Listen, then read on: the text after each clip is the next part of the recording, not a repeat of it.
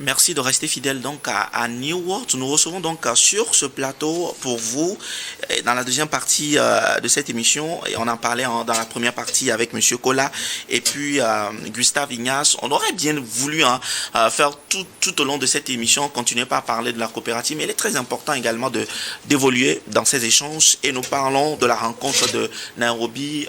Monsieur Kola, ça a fait ressortir beaucoup d'informations et d'opportunités pour la jeunesse également. Dites-nous. D'accord, merci beaucoup. Du 6 au 10 octobre passé, donc, le Togo a pris part à une rencontre très importante. Donc, c'est la 14e conférence ministérielle africaine sur les coopératives. Okay. Donc, cette rencontre s'est tenue à Nairobi, au Kenya, et elle a rassemblé 15 pays africains, dont le Togo. C'est énorme, hein? Voilà. 15. Et au cours de cette rencontre également, il y avait des partenaires de tous bords, donc des partenaires financiers et techniques qui étaient également à cette rencontre. Cette rencontre est sanctionnée par deux éléments clés. Donc nous avons d'abord une loi modèle donc, sur les coopératives. Donc c'est une loi qui a été adoptée par le Parlement de l'Union africaine en 2024 en Afrique du Sud. Donc dans cette loi demande à ce que chaque pays africain donc, puisse prendre des dispositions pour pouvoir actualiser ces lois ou tests nationaux relatifs aux coopératives. Vous savez qu'au Togo, nous utilisons la loi OUADA sur les sociétés coopératives. C'est une loi qui date de 2010 et qui regroupe 17 pays africains. Donc l'Union africaine propose maintenant une loi plus consensuelle qui regroupe tous les pays africains. Et donc il faudrait que le Togo prenne des dispositions également ensemble avec l'Alliance coopérative internationale pour pouvoir actualiser les tests. Ensuite, il y a eu la déclaration de Nairobi. C'est une déclaration qui a été signée par les différents pays participants et leur engagement tient compte de la jeunesse. Je vous ai dit et je le répète encore, nos jeunes. Ce n'est pas de la théorie, mais nous avons des statistiques qui nous alertent, des signaux. La jeunesse, c'est la bombe à retardement. Il faut qu'on en prenne conscience. Voilà. Donc, à Nairobi, il y a un engagement dont les ministres sont engagés à veiller à ce que les jeunes, non seulement les jeunes, mais les femmes et les personnes en mobilité réduite s'orientent vers les coopératives. Monsieur Ignace Bikoula a abondamment parlé de l'intérêt de se mettre en coopérative. Donc, il faudrait que cette orientation, mais cette recommandation soit déclinée en action concrète vis-à-vis de la jeunesse togolaise.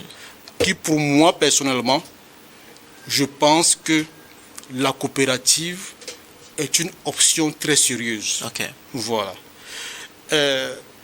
La déclaration également a invité les différents pays à s'intéresser aussi aux opportunités qu'offre l'Alliance coopérative internationale. Donc, parler d'opportunités pour la jeunesse togolaise, il y a le réseau mondial des jeunes coopérateurs. Actuellement, même le réseau mondial des jeunes coopérateurs, ils ont lancé une formation des formateurs pour l'utilisation d'un outil devant servir à faciliter la mise en place de coopératives de jeunes. Il y a certains jeunes togolais qui se sont inscrits et qui participent à cette formation, cette formation qui se déroule actuellement et qui va finir au mois de décembre.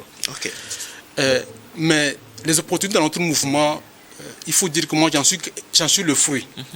Je suis rentré dans l'Alliance d'une manière ou d'une autre à travers Frédéric Assé. Et j'ai bénéficié beaucoup, j'ai beaucoup voyagé avec l'Alliance coopérative internationale. Quand je dis voyager, ce n'est pas du tourisme. J'ai voyagé pour me faire former, beaucoup. J'ai voyagé pour aller à la rencontre des autres jeunes coopérateurs et coopératrices. Et aujourd'hui, j'en suis très fier parce qu'aujourd'hui, j'arrive à me défendre. Voilà, j'arrive à parler de ce nombre de sujets. Et j'estime que c'est là que j'ai eu ces compétences-là.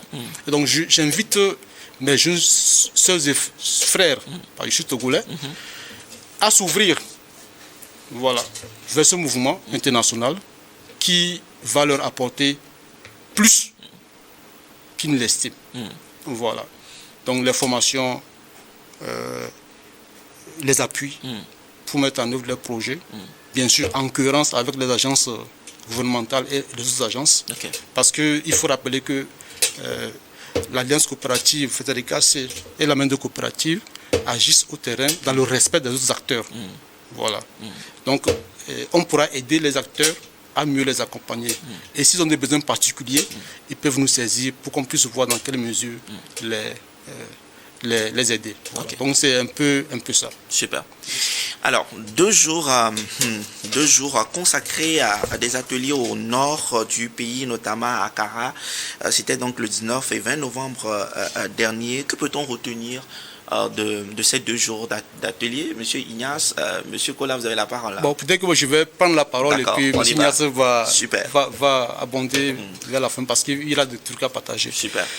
Donc, c'est dans la logique. Okay. Donc, le Togo a pris des engagements à Nairobi. C'est vraiment l'occasion de remercier le gouvernement parce que c'est bon.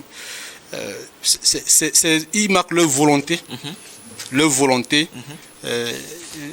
D'aider à trouver des solutions à l'insertion des jeunes, parce qu'ils n'étaient pas obligés de le faire.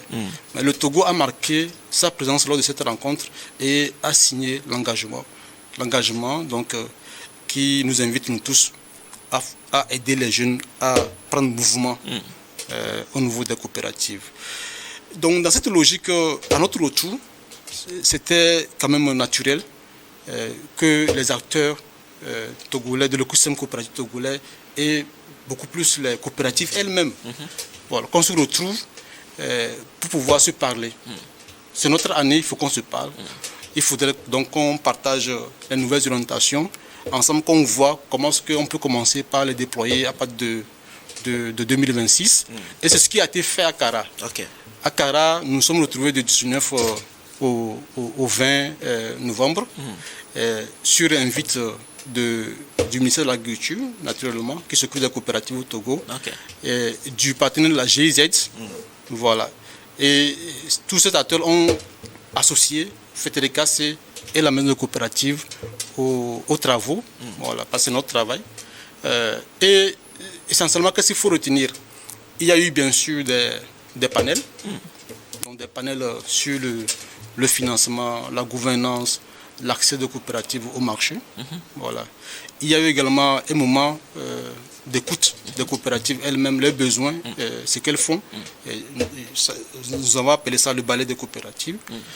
Il y a eu un moment de restitution de ce qui a été fait à Nairobi, et les nouvelles orientations et les appels de l'Alliance coopérative internationale par rapport à l'intégration des jeunes et des femmes au sein de notre mouvement. Et il y a également la présentation d'un outil scientifique. Et là, nous allons permettre à M. Ignace de nous parler davantage de cela. Mais enfin, il y a eu la déclaration des coopératives du Togo. Voilà. Dans cette déclaration, les coopératives du Togo sont revenues abondamment sur les recommandations de Nairobi et ont renouvelé également le souhait de voir les jeunes s'engager. La jeunesse togolaise doit s'engager dans le mouvement coopératif international. C'est maintenant ou jamais. Voilà. Parce qu'elle a intérêt à le faire et les gouvernements sont prêts à l'accompagner pour le faire. Donc nous allons donner... Monsieur Ignace, pour nous parler de Diacob, mais je dirais qu'il y a des outils aussi que d'autres acteurs ou partenaires ont élaborés. Diacob, c'est un outil qui vient donc combler les gaps, des gaps peut-être des dispositions que ces outils déjà existants n'ont pas pu prendre en compte. Et c'est des outils qui nous permettent de mieux gérer la coopérative, d'anticiper sur les conflits. Parce que beaucoup des spectateurs qui nous suivent actuellement, beaucoup ont de mauvaises expériences avec les coopératives. Pour eux, la coopérative, c'est synonyme de beaucoup de problèmes. Mais je leur dis toujours non.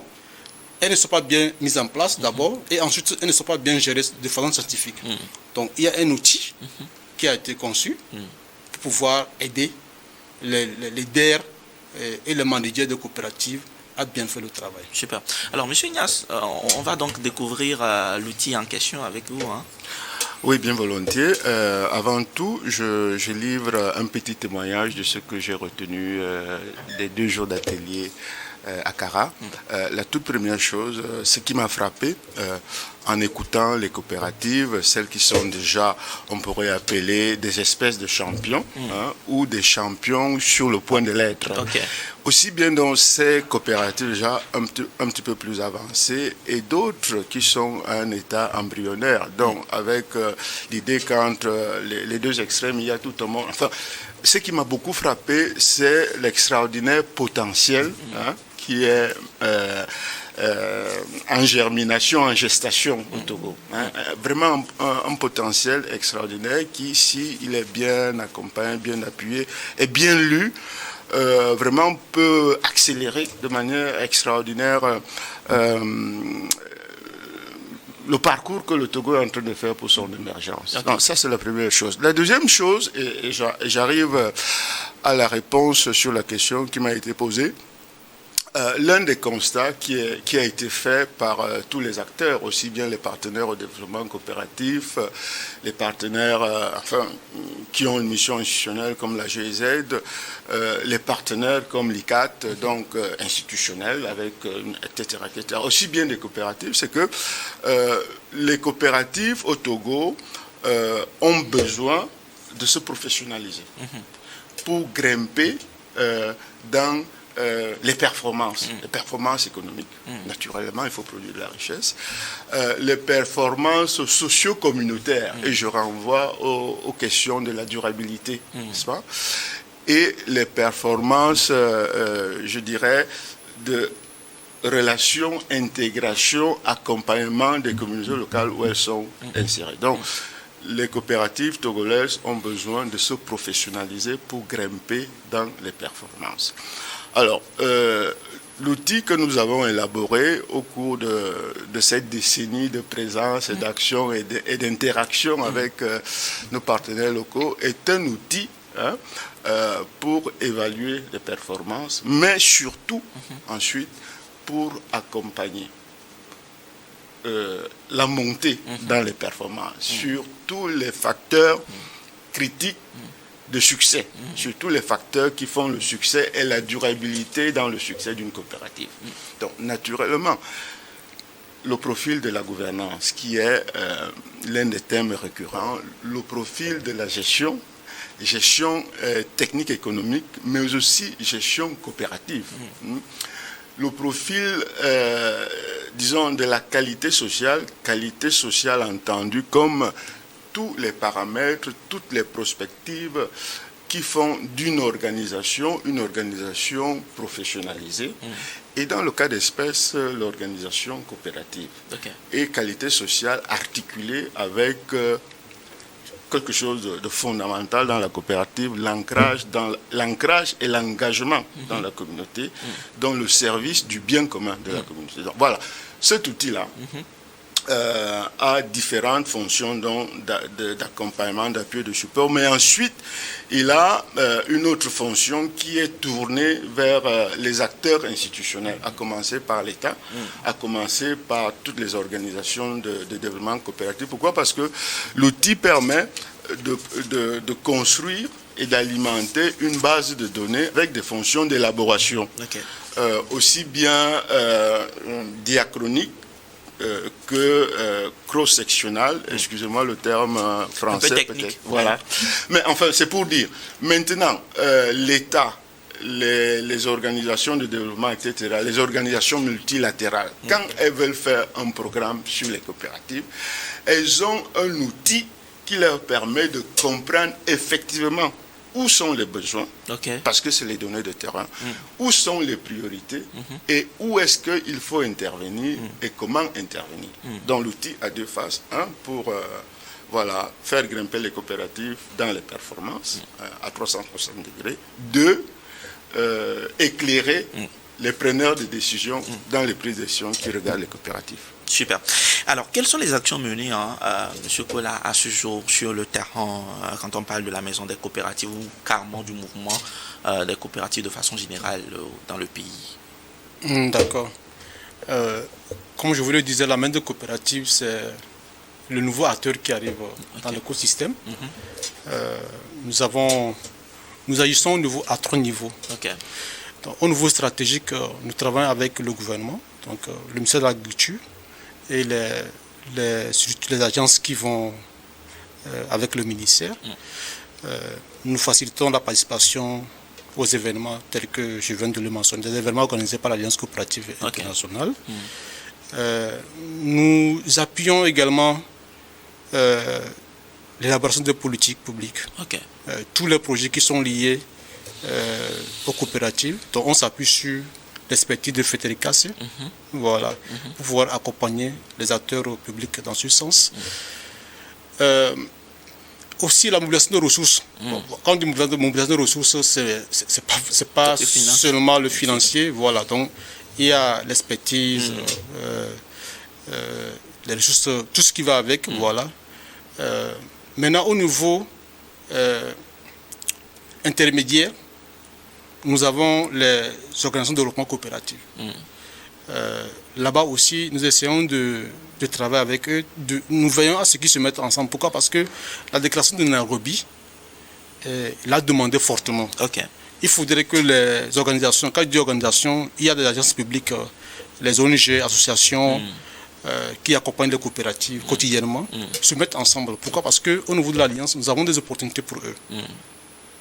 Ils ont du travail à faire, ils doivent renforcer leurs capacités, mais aussi il y a un accompagnement qu'on doit leur apporter. Ça, l'appel de la déclaration finale de Cara également l'a souligné. Il faut que ces gens se mettent ensemble. Maintenant, quand j'arrive maintenant au niveau opérationnel, les coopératives, nous offrons des services aux coopératives. D'abord, un service de mise à disposition de l'information. Il faudrait que les coopératives togolaises soient au courant de ce qui se passe dans l'écosystème et des opportunités qui existent dans le pays. Moi, je l'ai rappelé à Cara, c'est que j'ai été surpris de ce que le gouvernement fait pour les coopératives au Togo. Beaucoup dans les chaînes de valeur. C'est beaucoup de fonds. Voilà. Et donc il faudrait qu'on s'assure que ces coopératives-là soient d'abord informées et donc tirent avantage de ces opportunités-là.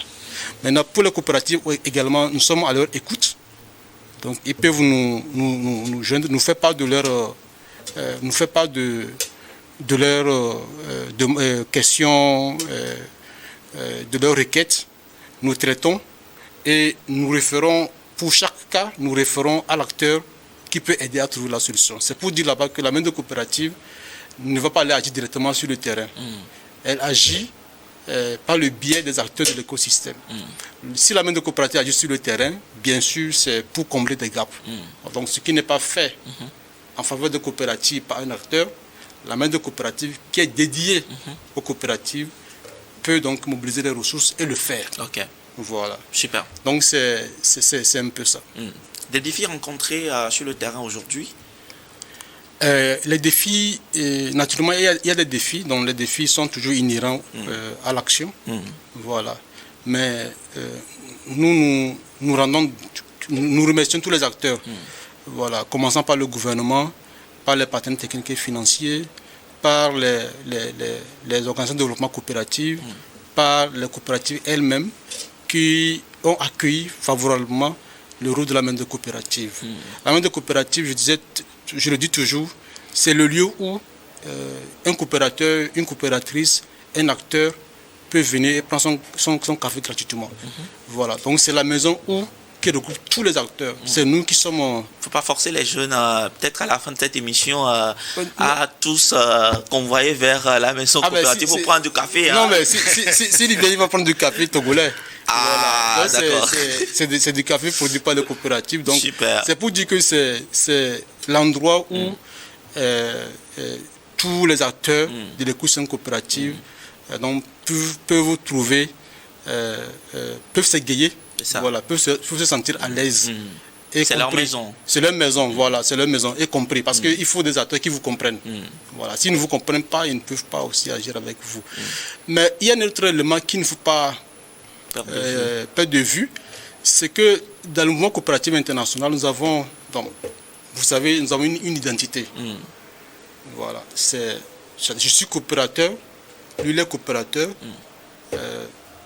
Cette entité ou unité économique est coopérative parce que nous respectons notre identité coopérative qui se décline en 7 principes. Sans ça, je ne suis pas coopérateur. Ok. Voilà. Donc, en fait, c'est notre mantra où chacun doit faire l'effort de respecter les 7 principes. C'est comme les 10 commandements. Donc, chez nous, nous avons les 7 commandements. Parfois, c'est difficile de respecter les commandements, mais il faut faire l'effort d'aller vers là. Et non, c'est un principe, non, le 6e principe plutôt, c'est la coopération entre les coopératives. Donc, cela veut dire que nous avons dans le monde entier 3 millions de coopératives. Donc, ces 3 millions de coopératives se sentent concernées par le sort d'une coopérative au Togo. Et donc, peuvent, sur la base du principe 6, lui venir directement en aide. Donc, cela veut dire que nous pouvons avoir des appuis privés, c'est-à-dire des appuis qui viennent de façon horizontale des coopératives de notre pays vers une coopérative togolaise. Voilà. Donc, c'est un principe très important qui nous permet de trouver des solutions aussi facilement, voilà, par rapport à tout ce que l'État fait. Monsieur Gustave, nous sommes en train d'aller vers la fin de cette émission, malheureusement ou heureusement, on va le dire ici. Un mot à l'endroit de tous ces jeunes-là qui nous suivent dans cette émission. C'est vrai qu'on est qu'à un début où il faut de la pédagogie, il faut qu'on reprenne de temps en temps pour leur permettre vraiment de saisir l'importance de tout ce que nous sommes en train de dire cette antenne. Mais un mot pour eux, qu'est-ce qu'ils doivent faire, qu'est-ce qu'ils doivent retenir donc, de cette émission? Je dirais avant tout qu'il y a un énorme potentiel au Togo. Le Togo a un énorme potentiel qui commence par ses filles et ses fils. C'est les personnes qui font d'abord la richesse du pays. Donc, il y a un énorme potentiel au Togo et je le disais avant, j'ai la sensation que ce potentiel vraiment a besoin de très peu pour exploser et pour booster, n'est-ce pas, le cheminement du Togo. La deuxième chose que je dirais à nos jeunes sœurs et frères, c'est qu'ils doivent croire en eux-mêmes. Moi, je crois en eux. Ça fait depuis plus de 10 ans que plusieurs fois par an, je viens au Togo, je suis dans les villes, je suis dans les campagnes, je les rencontre, je vois comment dire, l'énergie, le dynamisme qui brille dans les yeux et qui n'attend qu'un petit coup de pouce. Et quand ce petit coup de pouce arrive, ça explose. Donc moi je crois en eux, je crois en leur potentiel. Il faut qu'ils croient eux-mêmes en leur potentiel.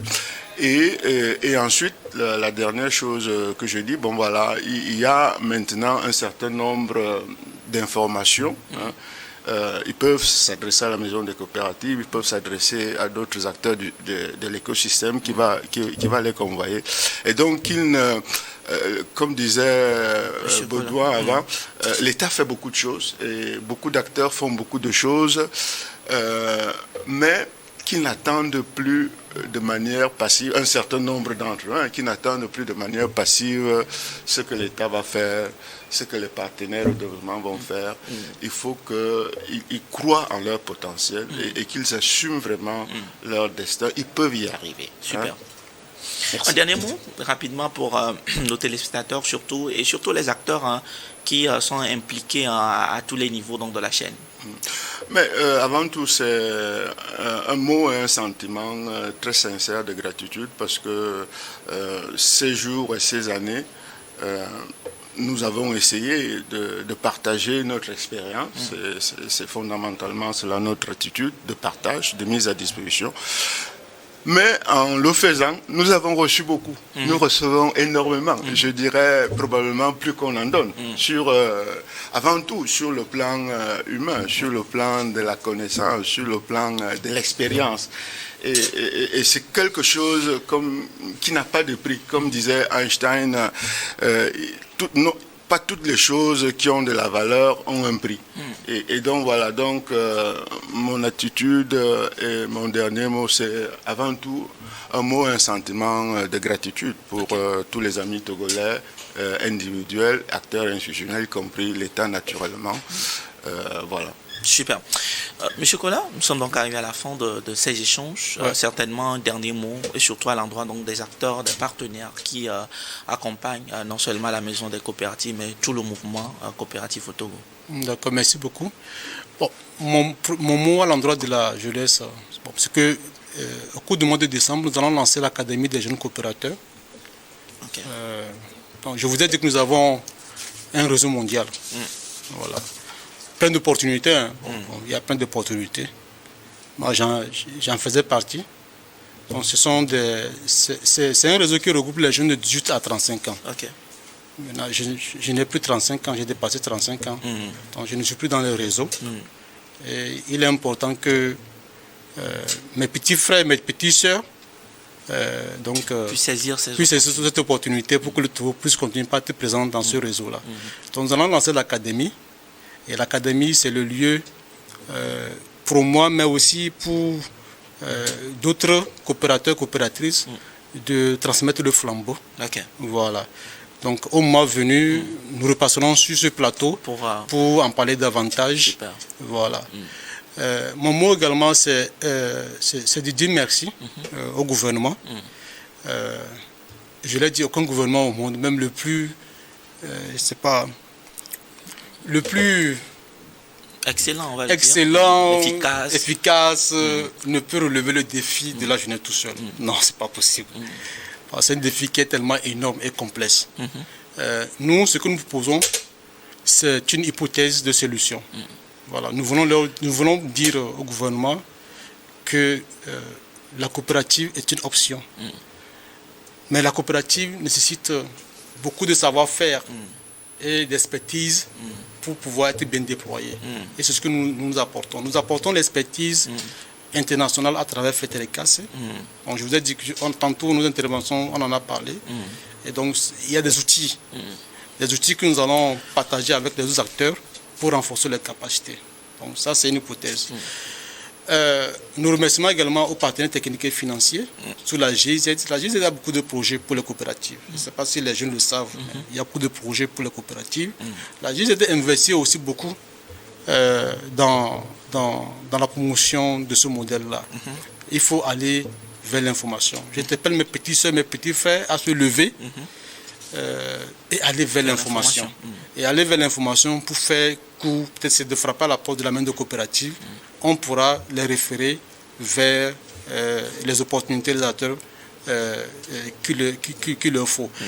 Et enfin, c'est de dire un grand merci à FETERECAS. Voilà. Ils agissent depuis au Togo depuis plus de 10 ans. C'est un partenaire constant qui agit avec le cœur à la tête, qui est toujours là, même malgré les difficultés. Parce que vous savez, il y a des partenaires, dès que le problème commence, ils sont les premiers à vous lâcher. Voilà. Mais FETERECAS a fait preuve de constance dans sa relation avec le Togo.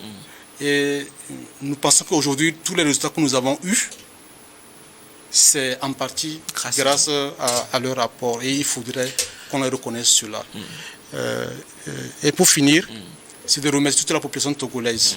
Nos mamans, nos papas, de leur dire merci pour tout ce qu'ils font pour nous les jeunes, mais de les interpeller que le monde a changé. Aujourd'hui, il faut que les jeunes fassent de bons choix. Peut-être qu'on aura certainement d'autres émissions pour en parler. Donc, fassent de bons choix et c'est ensemble que nous allons les accompagner à faire ces choix-là. Super. Merci. Alors, c'est sur ces mots de M. Kola Baudouin que nous mettons donc fin à cette émission. Certainement qu'on y reviendra dans d'autres émissions encore pour continuer à parler de la coopérative, de ses avantages, de ses opportunités pour la jeunesse togolaise et beaucoup plus également pour la jeunesse africaine. On se retrouve certainement dans d'autres émissions pour continuer donc par vous inspirer. D'ici là, portez-vous bien. À très bientôt. Au revoir.